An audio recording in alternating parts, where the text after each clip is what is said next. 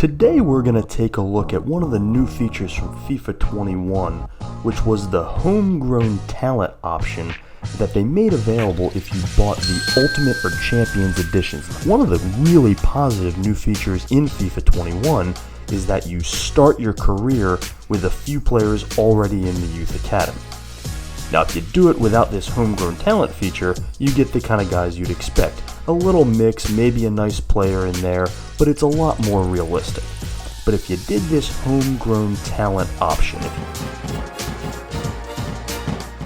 you got what is called a Homegrown Talent player, but what is really a stud, an absolute stud from the home country that your team is from.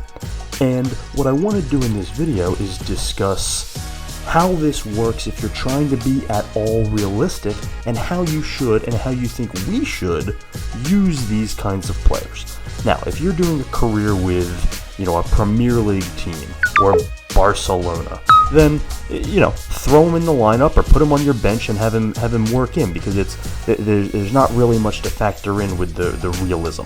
Those are the kinds of teams that recruit these sorts of players. But if you do some kind of road to glory career from a League 1 or a League 2, this Homegrown Talent stud can really expedite that process. However, is it realistic? Is it realistic for a team, a lower level team, to land one of these true stud players? And if they do, for how long would they really hold on to that player before essentially being forced to sell them for a lot of money, or perhaps even jumping at the chance, as so often happens in real life? And that's exactly what I want to talk about, and I'm going to use my current Peterborough career as an example here. If you haven't checked it out already, we've got an episode 0 and an episode 1 out. Check those out and subscribe below if you don't already. But I think this is a really great example of how we should be approaching these players. Now, of course, you can do whatever you want, but for how long and how realistic is it? So I want to take you to the start of this career. Our Homegrown Talent stud was a young man named Harvey Giles. Now, Harvey here is 16 years old. He's a striker, center forward, clearly top of the pitch goal scoring player, and he's from England because I'm playing in English League 1 with Peterborough United. Now, Harvey is 6'6". He's got 4-star skill moves. He's a 5-star weak foot already. He's a 68 right now, which with the team I inherited starting this career makes him already my best, or at least one of my best players. I think he was actually the highest rated player on this team when we got started. Additionally, the potential range that they gave me right from the start is 74 to 94.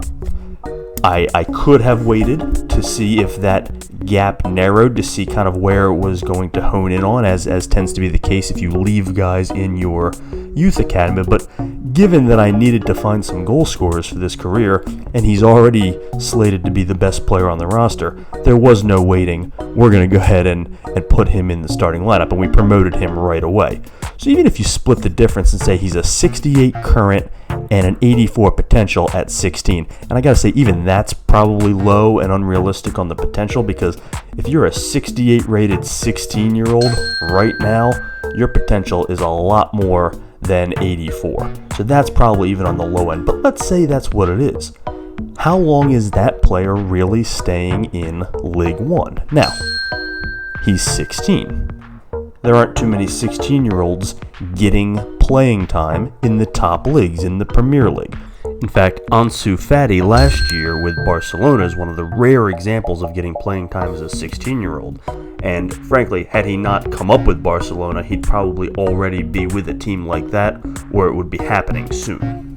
So that's the caliber of player we're looking at with these Homegrown Talent studs, which means they're certainly not League 1 Peterborough United players. So how do we make this realistic? It's a bit of a stretch, but let's assume that Peterborough United has a great scouting department.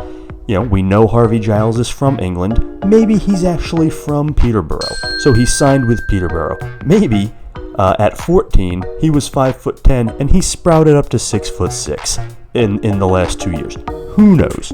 Who knows how he ended up in the Peterborough Youth Academy, but let's say that's somewhat realistic. And then he starts playing right at 16. Sure, that could happen, because even though he's more talented than League One, he's unrefined, he's young, he's unproven. This is where he can get some playing time. And as we've gotten this career started, he's got 3 goals in his first 3 games. So clearly he is in a class by himself, or at least in the upper echelon of League One talent. So let's just work off of the theory that it's realistic that he plays in League One for this season. What if we don't get promoted? What should we do? Is it realistic that at 17, and at this point Harvey Giles will be 71, 72 rated most likely? Is it really realistic that he stays in League One? Well, according to SoFIFA.com this year, there are only 2 players in the whole league rated 71. There are another 4 rated 70. So there's only 6 players at 70 or above in the entire league.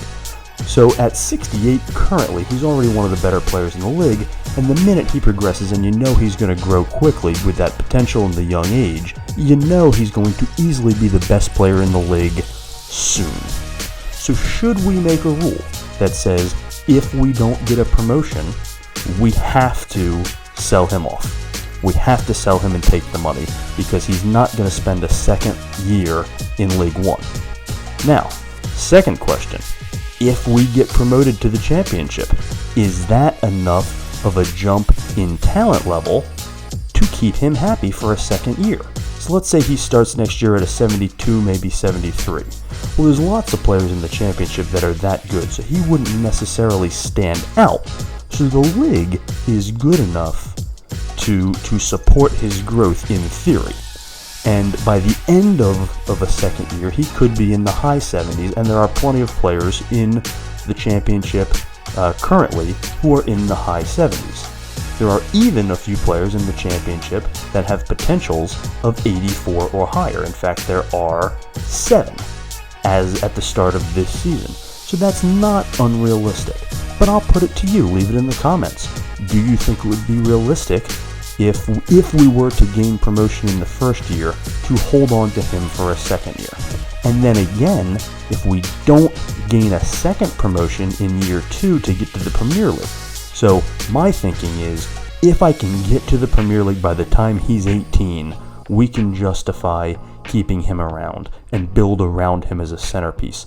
But if in either of the first 2 seasons we don't gain a promotion, it may be realistic to sell him and take the money. So that's what we're facing with these homegrown talent players. They're far too good for these road to glory careers, but you can make it work assuming you get the promotions quick enough. And if you do, you can grow with the player. And if you don't, it's time to sell. That's the only way to handle these guys, and to keep it realistic. Thanks as always for watching. This is Total FIFA Career